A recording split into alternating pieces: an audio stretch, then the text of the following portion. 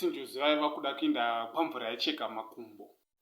Zvavakutifungira, zvavakufunga kuda kuita manje hazvina kumira mushe. Vafunga kuda kuzvipfuudza, kuda kuzviuraya.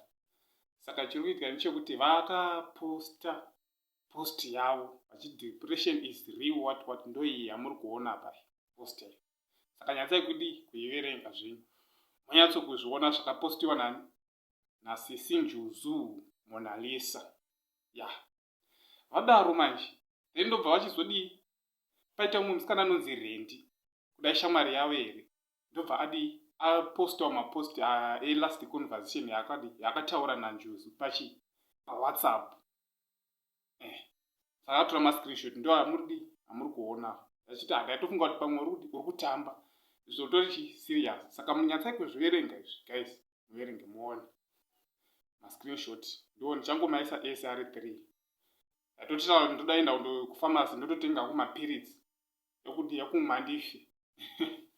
Guys, hazvisina kumira mushe. Saka chiri kuitika manje comment section. Varume havana kuzvifarira manje. Vati musadaro Njuzu chichichi, musazvisungirira, musaita suicide. Tozowanepi munhu anotidii anotiratidza zvinhu zvamotiratidza zviyazvi. Zvamoposta muri makanudhura. Tozomuwanepi kana madi mafa mondo ari kuti at least takatozvionawo zvamakadii. Saka haisi pressure. But inongotiwo sisi Njuzu dai marega kuzviuraya haisiyo solution. Hapana zvamune maita musazviuraya. Asi varume vazhinji havasi kufara nazvo. Ari kuti imi musazviuraya, toda munhu anoramba achizotiratidza nyama. Ndozvingoripo guys, chingotiwo kwavari ikoko hameno kuti vari sei. Vakazotenga here vakamwa kana kuti hameno.